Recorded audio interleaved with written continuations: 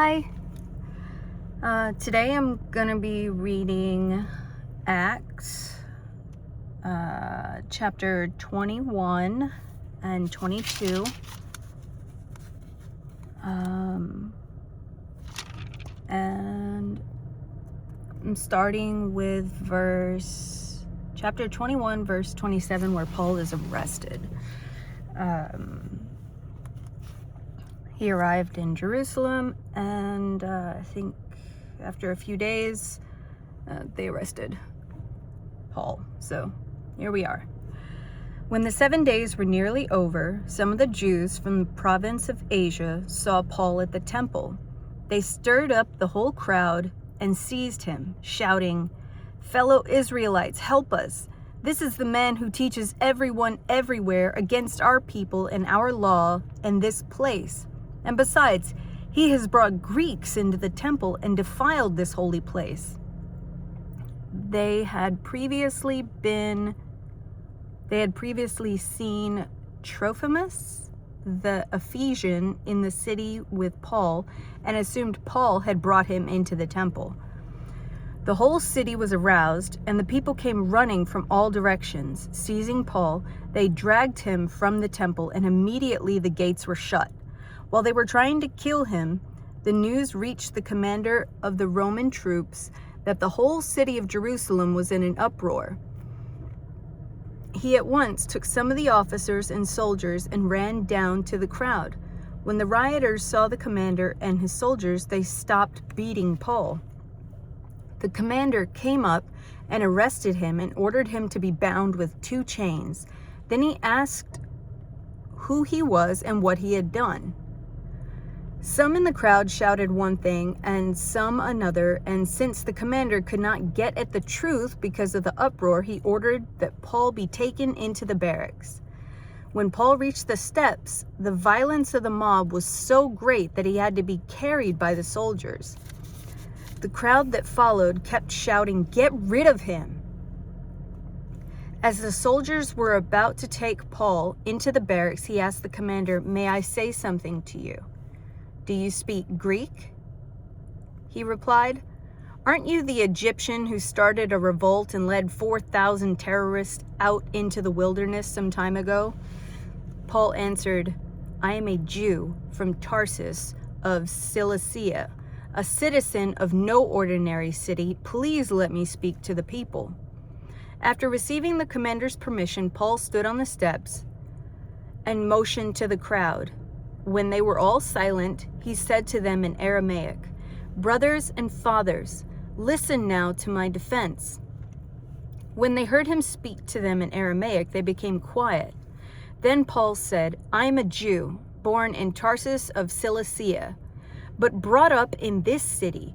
I studied under Gamaliel and was thoroughly trained in the law of our ancestors. I was just as zealous for God as any of you are today. I persecuted the followers of this way to their death, arresting both men and women, throwing them into prison. As high priest and all council can themselves testify, I even obtained letters from them to their associates in Damascus, and went there to bring these people as prisoners to Jerusalem to be punished.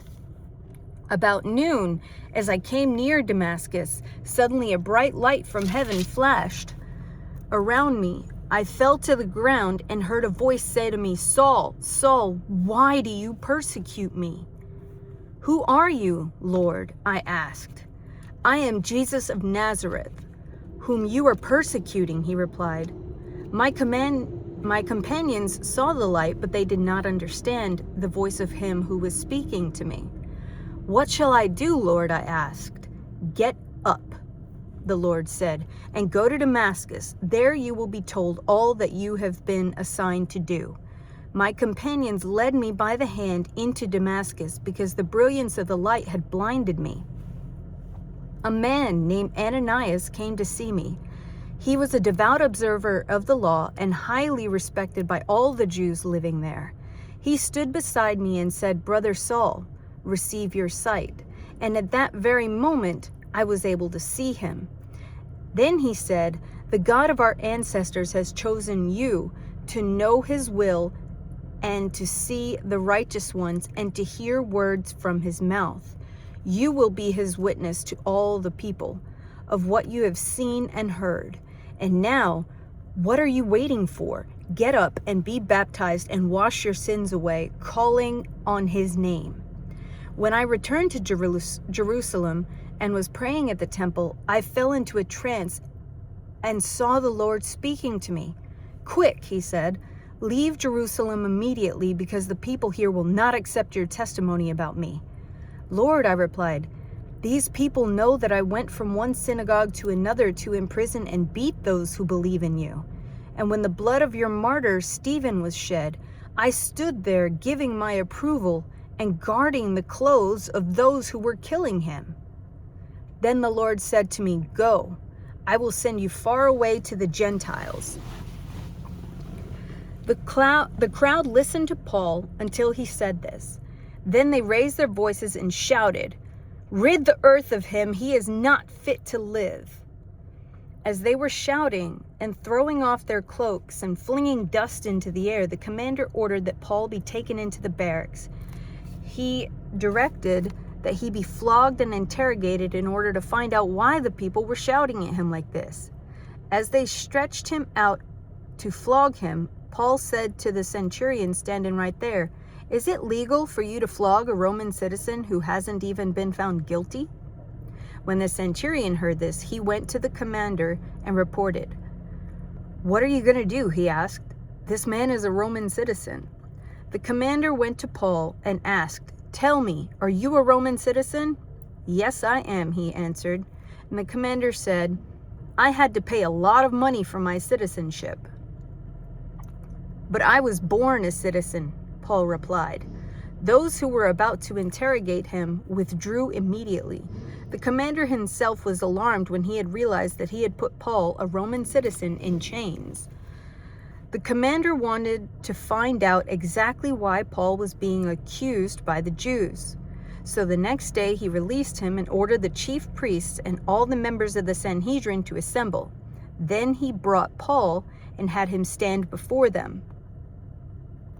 Okay, I'm totally going to read chapter 23 too, because it's interesting.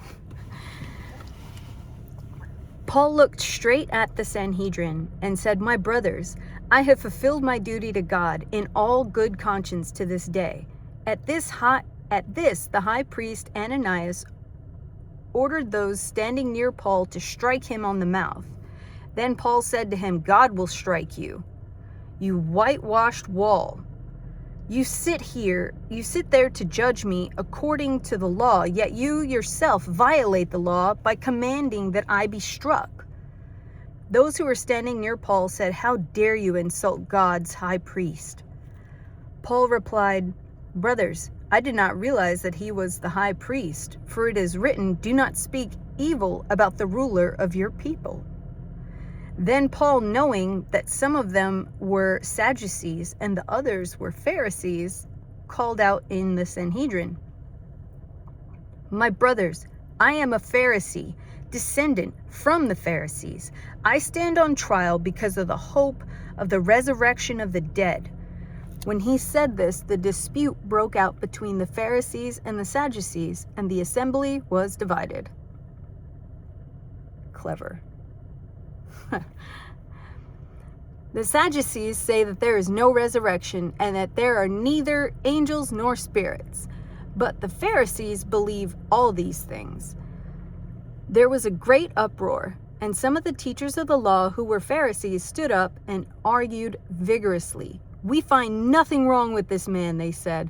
What if a spirit or an angel has spoken to him?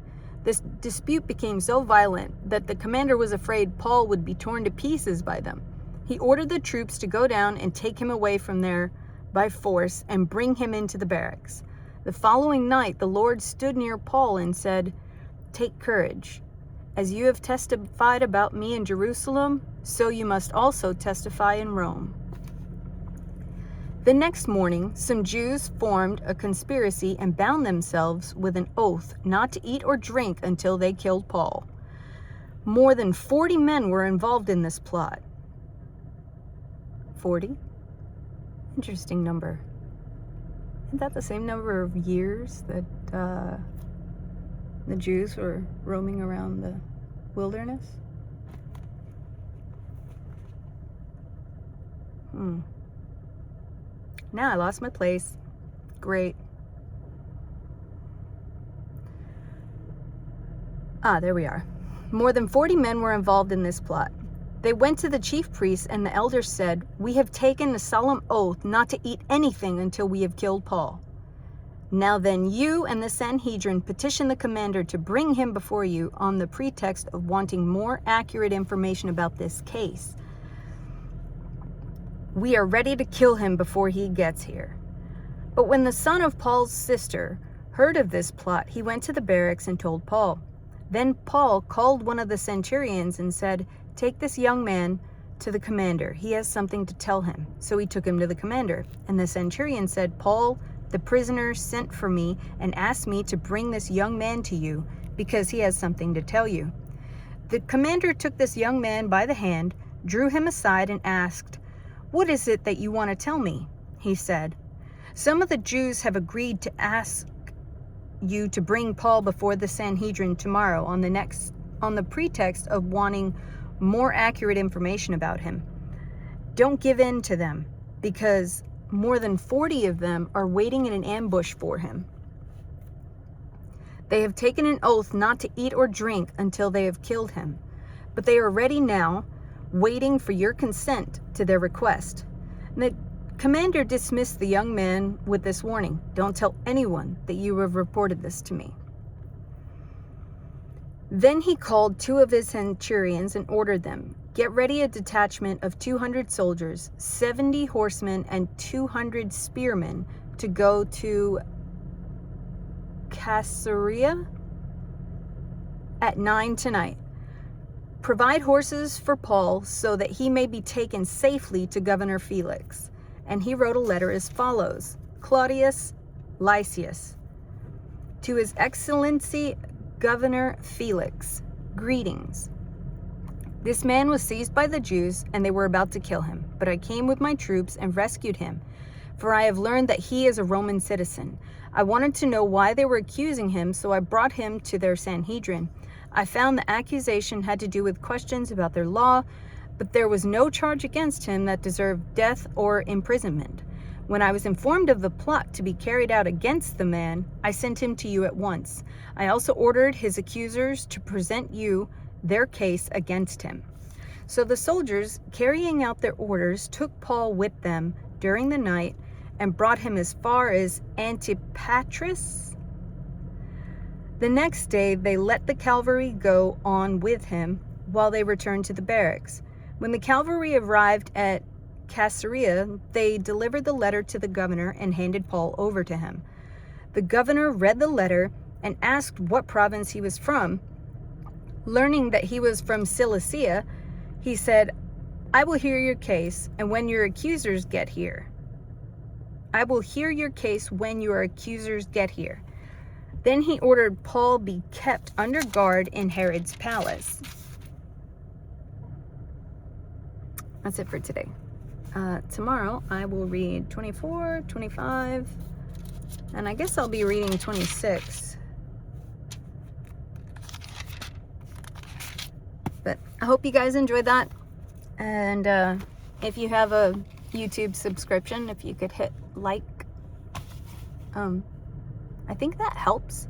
That's what the other YouTubers say, is that it helps the channel. The whole point of this channel is me reading the Bible for people who can't read for whatever reason. I don't judge.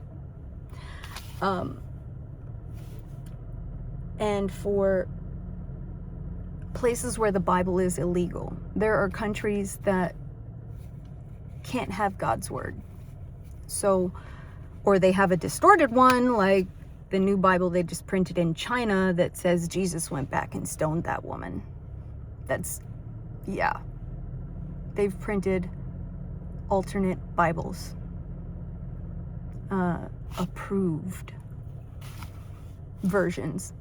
Anyway, that's the whole point of this channel, is to get the message to people who can't read or are not allowed to read. So like it and share it if you enjoyed the message and if you heard something you like. Have a great day.